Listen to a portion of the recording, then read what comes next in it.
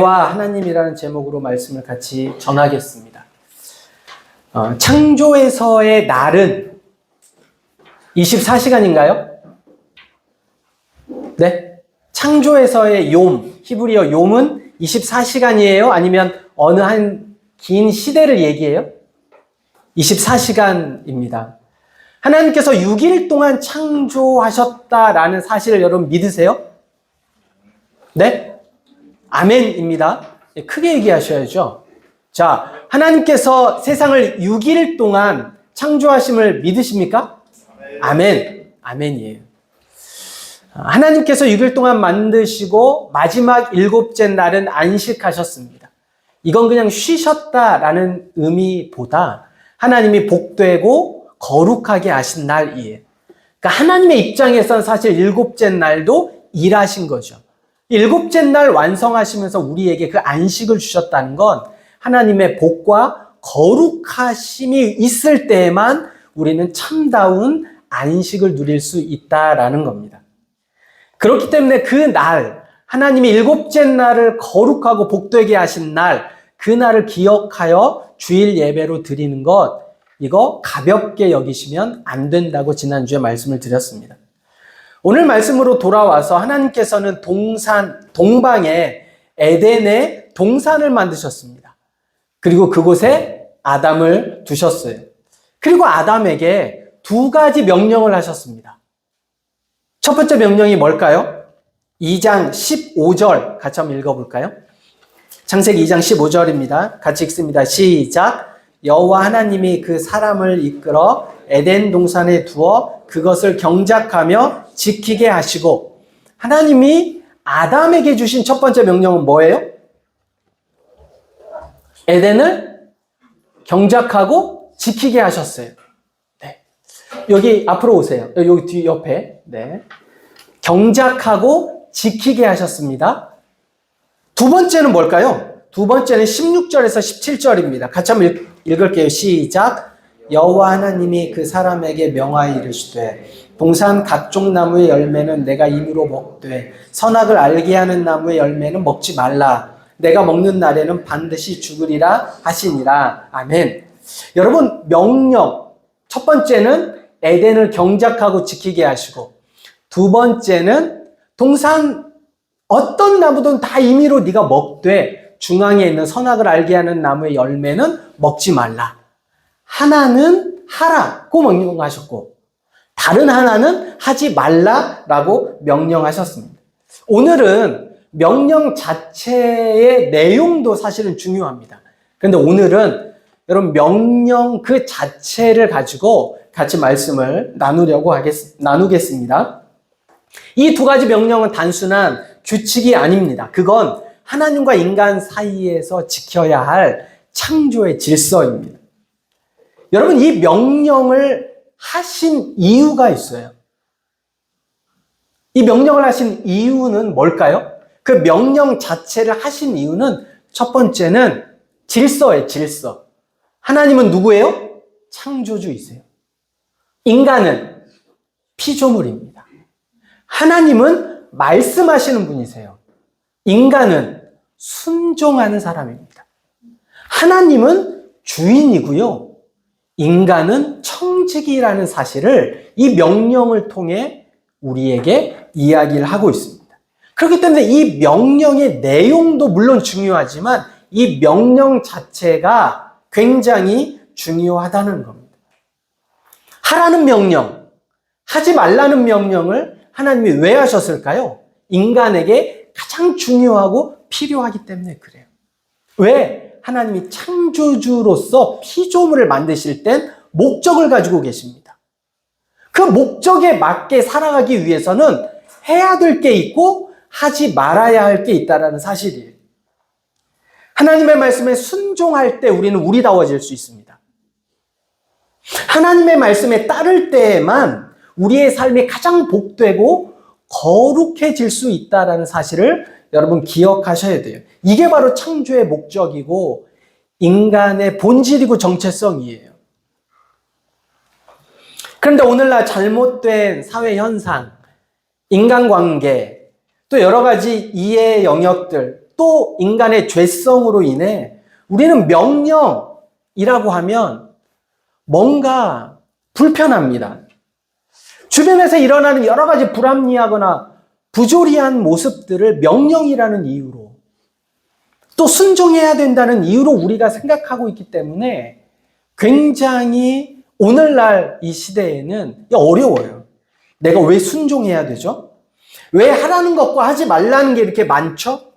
그냥 알아서 하면 안 되나요? 내가 판단할게요. 저 충분히 스스로 할 수 있습니다라는 반문을 하게 됩니다. 이게 어디까지 들어오냐면 하나님의 말씀까지, 진리까지도 이렇게 우리가 받아들이고 있다라는 겁니다. 이 반문은 사실 인간의 자기중심성입니다.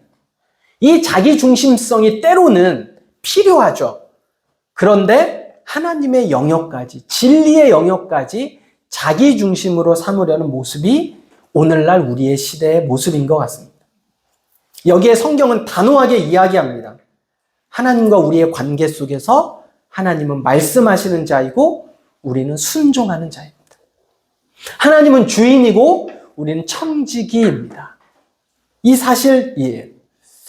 그래서 사실은 하나님의 뜻 안에 있을 때, 하나님의 말씀 안에 있을 때 진정한 자유를 누릴 수 있습니다. 여기 운전하실 수 있는 분들 계시죠? 네. 운전자나 보행자가 제일 중요하게 지켜야 할 게 뭘까요? 신호등이에요, 신호등. 신호등. 운전자가 신호등을 지켜야 보행자가 안전합니다. 보행자가 신호등을 지켜줘야 운전자가 안전하게 운전할 수 있어요. 그런데 어느 날 내 마음대로 운전하면 안 되나? 왜 이 사거리에서 이렇게 길게? 아니, 왜 아무도 없는데 신호가? 사람도 없는데 굳이 이렇게 생각하면서 자기 뜻대로 신호를 어기며 가려고 하면 어때요? 옳지 않습니다. 어린아이가 칼을 가지고 놀거나 불장난을 할 때 위험하니 가지고 놀지 말라라고 부모가 얘기할 수 있어요. 그럴 때 아이가 아니 왜? 왜 나는 안 돼? 왜 엄마는 되면서 나는 안 돼? 라고 이야기를 한다면 참 답답할 노릇이죠. 그죠? 하나님은 우리에게 범위를 정해 주셨고 그 안에서 행동하고 그 안에서 살라고 말씀하셨습니다. 근데 이걸 우리가 억압으로 여길 때 신호등이 억압으로 운전자가 느끼나요? 그렇지 않다는. 사실 우리를 보호하기 위한 하나님의 진리이고 하나님의 배려입니다. 질서를 지킬 때야 참된 행복과 안전이 보장되죠. 원래 에덴에서의 노동은 기쁨이었어요.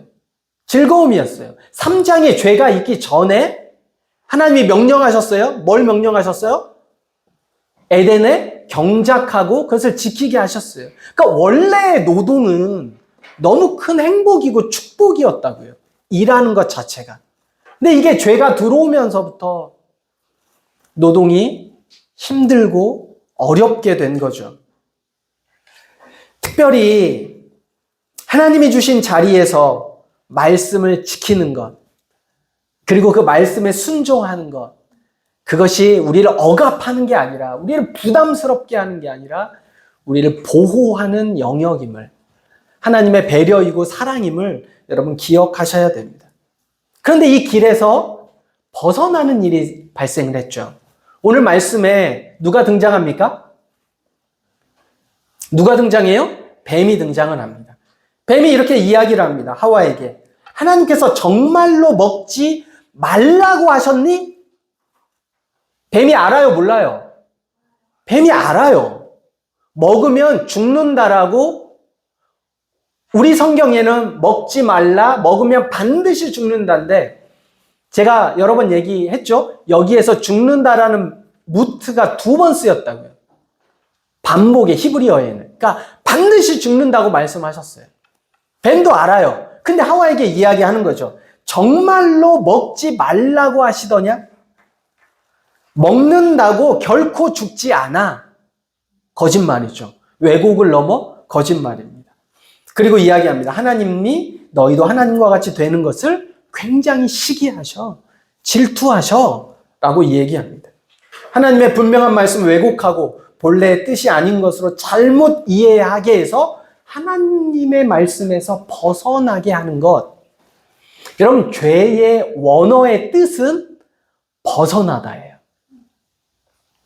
죄의 원어의 뜻이 뭐라고요? 벗어나다예요. 관역에서 벗어나다. 이겁니다. 그러니까 죄는 벗어나는 거예요. 하나님의 경계에서, 하나님의 말씀에서, 하나님의 뜻에서 벗어나는 겁니다. 그게 죄예요. 여러분, 스포츠에서 공이 라인을 벗어나는 걸 뭐라 그래요? 파울. 또 축구에서는 아웃 이렇게 얘기합니다. 그러니까 벗어나서는 중단되는 거예요, 경기가. 음악을 연주하는 뮤지션이 악보에서, 음표에서 벗어나면 소음이에요. 소음. 듣기 싫어요, 이건. 화음이 전혀 안 맞아요. 기차가 철로에서 벗어나면 사고죠. 사고. 그러니까 벗어나는 건 죄라는 겁니다. 인간이 사단의 유혹과 잘못된 소리를 듣고 하나님의 길에서 벗어나게 되었어요. 그 결과 인간이 한 번도 느끼지 못한 감정을 느꼈는데 그게 뭐냐면 부끄러움이에요. 수치스러움이에요. 그리고 하나님에 대해서는 두려움입니다. 여러분 2장 25절을 한번 보실까요? 자, 23절, 24절을 제가 읽겠습니다. 2장 창세기입니다. 아담이 이르되 이는 내 뼈 중에 뼈요 살 중에 살이라 이것을 남자에게서 취하였은즉 여자라 부리리라 하리라. 이러므로 남자가 부모를 떠나 그의 아내와 합하여 둘이 한 몸을 이룰지로다 라고 끝나요. 문장의 뉘앙스가 그렇다는 거예요. 그죠? 그런데 25절에 아담과 그의 아내 두 사람이 벌거벗었으나 부끄러워하지 아니하니라. 이거는 부연 설명이라고요. 이해가 되십니까? 내러티브의 이 이야기는 쭉 2장으로 오다가 24절에 이러므로 남자가 부모를 떠나 그의 아내와 합하여 둘이 한 몸을 이룰지로다. 아멘 하고 끝나면 된다고요. 그런데 성경은 부연을 해놨어요. 아담과 그의 아내 두 사람이 벌거벗었으나 부끄러워하지 아니하니라. 이 이유는 이 벗었지만 부끄럽지 않다라는 것이 진정한 안식이고 행복이고 완벽한 두 사람의 관계를 이야기해 주는 거예요. 죄가 없는 상태에서는 전혀 부끄럽지 않습니다. 수치스럽지도 않아요. 죄가 없을 때 두 사람은 가장 친밀하고 가장 완전한 상태를 이야기를 해줘요. 그렇기 때문에 부연 설명을 해주는 거예요. 이게 이렇다. 두 사람의 관계가 어떠한지. 자, 그런데 3장 7절에 보면 죄가 들어온 후에 가장 먼저 느끼는 감정이 있습니다. 3장 7절을 제가 읽습니다. 이에 그들의 눈이 밝아져 자기들이 벗은 줄을 알고 무화과나무 잎을 엮어 치마로 삼았더라. 죄가 들어온 다음에 가장 먼저 느끼는 감정과 가장 먼저 성경이 기술하고 있는 내용이 벗었으므로 부끄러웠다는 거예요. 이 부끄러움을 가리기 위해서 무화과나무 잎으로 옷을 만들었다라는 겁니다. 3장 8절에 보면 그들이 그날 바람이 불 때 동산에 거니시는 여호와 하나님의 소리를 듣고 아담과 그의 아내가 여호와 하나님의 낯을 피하여 동산 나무 사이에 숨은지라. 왜요? 본인이 부끄럽고 수치스러움을 넘어 하나님 앞에 두려움이에요. 두려움을 느낀 거예요. 그리고 10절에 보니까 이르되 내가 동산에서 하나님의 소리를 듣고 내가 벗었으므로 내 자신은 부끄럽고 수치스럽고 하나님 앞에는 두려워하여 숨었나이다 라고 이야기를 합니다. 11절도 마찬가지예요. 이르시되 누가 너의 벗었음을 내게 알렸느냐. 여러분 계속해서 반복되어져 나온 게 뭐예요? 벗었다라는 거예요. 그게 바로 수치스럽고 부끄럽고 하나님 앞에 두렵다라는 것을 이야기를 해주는 거예요. 여러분 죄의 결과로 우리에게 드러나는 건 부끄럽고 수치스럽고 하나님 앞에는 두려운 거예요. 자, 저를 한번 보세요. 여러분, 우리가 그런데 그 죄를 짓고 있을 때 그 수치스럽고 부끄럽고 두려움을 느끼세요? 원래 정상적으로 죄가 처음에 딱 들어왔을 때는, 그 길로 딱 들어오니까, 그러면 인간이 느끼는 감정은 부끄러운 거라고요. 내 자신에게. 굉장히 수치스러운 거예요. 아, 내가 왜 그랬을까? 내가 왜 이렇게 했지? 아, 누군가 이 사실을 알면 어떻게 될까? 부끄럽고 수치스러워요. 하나님 앞에는 두려운 거죠. 그리고 하나님의 낯을 피하고 싶어요. 이게 정상적이에요. 더 심각한 건 우리가 죄를 짓지만 전혀 부끄러움을 모른다라는 거예요. 잘못을 하고 있지만, 하나님의 말씀에서 떠났지만, 하나님이 원하시지 않는 삶을 살고 있지만 부끄럽지 않은 거죠. 두렵지도 않은 거예요. 여러분, 오늘날 정치가 부끄러워합니까? 오늘날 정치가 수치스러워합니까? 오늘날 경제는요? 오늘날 사회는요? 여러분, 한국 사회뿐만 아니라 우리 모두가 다 두려운 게 잘못을 했음에도 부끄러움을 못 느끼는 거예요. 너무 당당하게 그냥 말하는 거. 이게 어쩌면 더 큰 위기가 아닌가. 오늘 말씀을 보며 여러분과 제가 함께 느끼는 것입니다. 그렇다면 주목하고 싶은 건 이 죄로 인해 발생된 문제, 하나님의 창조 질서가 깨어진 이 문제 속에 하나님은 어떻게 대하시는가? 하나님은 어떻게 아담과 하와를 대하시는가라는 문제입니다. 자, 먼저 하나님께서는 뱀에게 어떻게 말씀하셨는지, 아담에게, 하와에게 어떻게 말씀하셨는지 우리 익히 다 알고 있죠? 여자에겐 해산의 고통을 크게 더하셨습니다. 돕는 배필로 세우신 남편과 아내가 힘의 문제로 갈등을 겪게 됩니다. 수평적인 관계임에도 수직적인 관계가 될 거라 말씀을 하셨습니다. 땅은 저주를 받게 되어 아무리 수고하고 아무리 열심으로 노력해도 때로는 열매를 얻지 못할 수도 있다는 사실을 말씀해 주셨습니다. 노동이 괴로움이 되었습니다. 그런데 이 죄의 대가는 어쩌면 정당합니다. 죄의 대가는. 그 대가를 인간들이 받게 되었습니다. 그리고 이 죄로 인해 타락해진 상황에서 하나님께서는 아담과 하와에게 그 부끄러움과 수치스러움을 제거해 주셨는데, 그게 바로 3장 21절입니다. 우리가 한번 읽었죠? 다시 한번 읽겠습니다. 3장 21절 시작. 여호와 하나님이 아담과 그의 아내를 위하여 가죽옷을 지어 입히시니라. 아멘. 가죽옷은 희생을 통해 얻어지는 거예요. 짐승의 죽음과 짐승의 피를 통해서 얻어질 수 있는 게 가죽옷입니다. 아담과 하와가 부끄러움을 가리기 위해 무화과 나무 잎으로 치마를 만들었어요. 근데 이건 시간이 지나면 말라버리죠. 다시 만들어야 돼요. 근데 하나님께서는 가죽옷으로 입혀주셨습니다. 동물의 피 흘림과 희생으로 죄로 인해 벌거벗어 수치스럽고 죄로 인해 부끄럽고 하나님 앞에 두려운 그 아담과 하와에게 하나님의 사랑과 배려를 보여주셨습니다. 그리고 이것은 구원의 계획의 시작점이 됩니다. 여러분, 이런 하나님의 사랑이 신약시대로 넘어오면 누가복음 15장에 보면 탕자의 비유가 나옵니다. 둘째 아들이 살아계신 아버지를 빨리 돌아가세요 라고 얘기하는, 유산을 달라고 이야기하는, 유대에 절대 있을 수 없는 그 유산을 미리 챙겨서 아버지를 배신하고 집을 떠나갑니다. 그런데 아버지는 어떻게 해요? 매일 오전마다 아들이 돌아오기를 기다리세요. 그리고 나서 언젠가 시간이 지나서 아들이 돌아왔을 때 어떻게 하시죠? 버선발로 뛰어나가서 손에 가락지를 끼워주고 좋은 옷으로 입혀줍니다. 이게 뭐예요? 아들이다라는 칭호예요.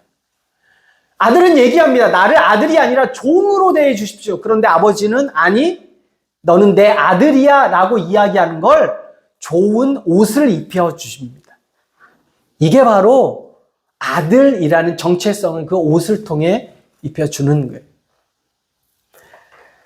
또한 예수님께서는 우리에게 오늘날은 어떻게 이야기해 주십니까?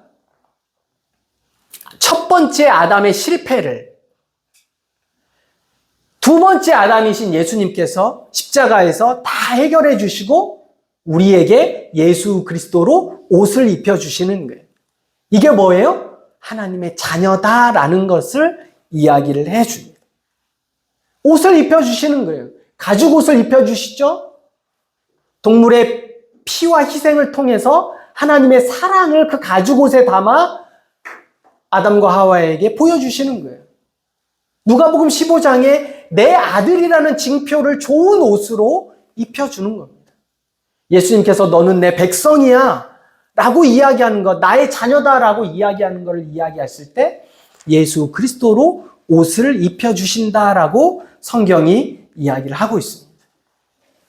그리고 나서 3장 15절에 보면 여자의 후손을 통해 인간이 지은 죄를 완전하게 사하여 주실 것을 약속해 주십니다.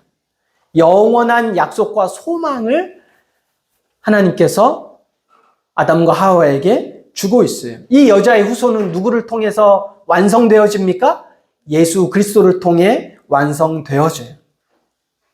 자, 그런데 하나님이 이렇게 하셨던 구원의 시작, 가죽 옷을 통해서 그리고 맨 마지막에 예수 그리스도를 통해서 완성하신 그 구원이 오늘날 여전히 우리에게 주인으로 자리 잡고 있어요.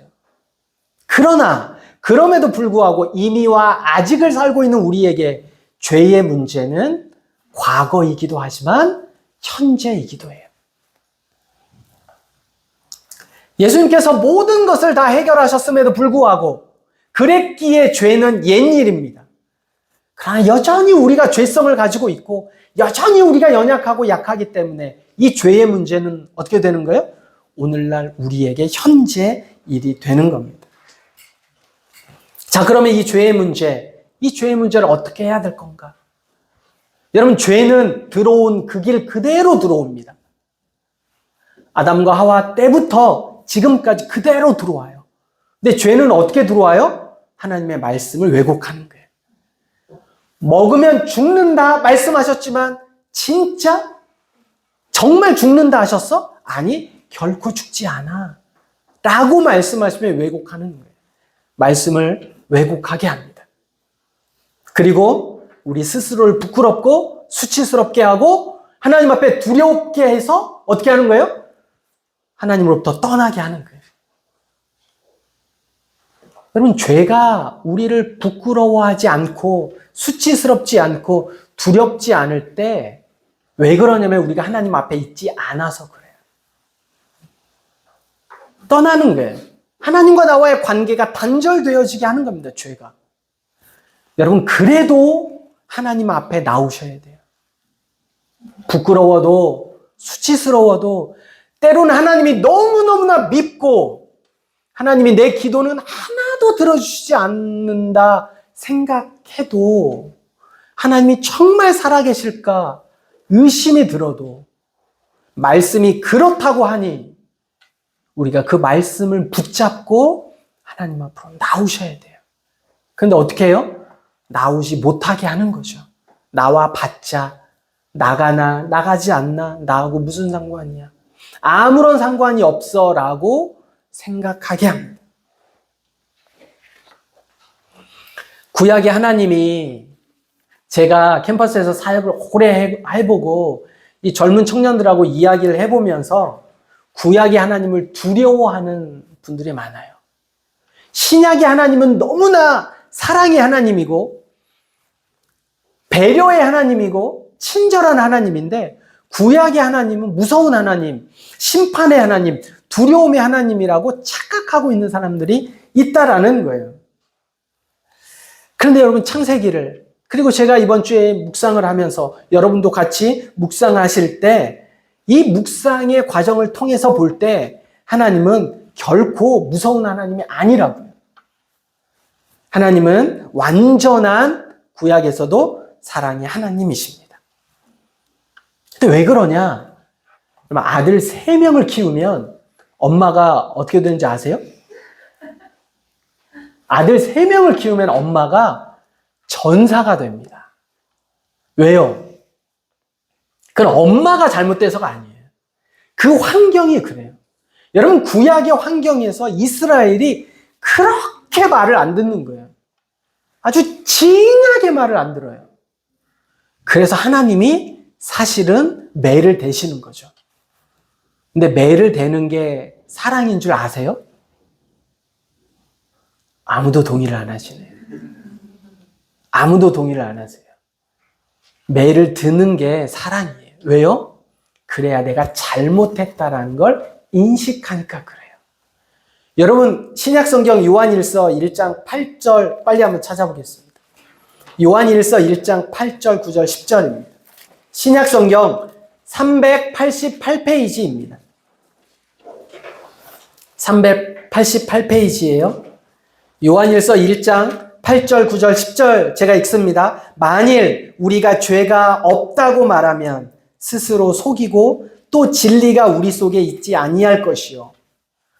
우리가 죄가 없다라고 얘기하면 어떻게 된다고요? 속이고 진리가 우리 속에 있지 않는다는 거예요. 만일 우리가 우리 죄를 자백하면 그는 미쁘시고 의로우사 우리 죄를 사하시며 우리를 모든 불의에서 깨끗하게 하실 것이요. 만일 우리가 범죄하지 아니하였다 하면 하나님을 거짓말하는 이로 만드는 것이니 또한 그의 말씀이 우리 속에 있지 아니하니라라는 거예요.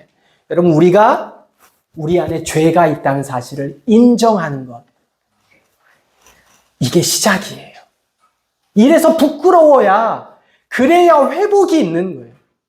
내가 부끄럽지 않으면, 죄가 있다는 사실을 내가 인정하지 않으면 나를 스스로 속이고 하나님을 없다 하고 그 안에 진리가 없다라는 거예요.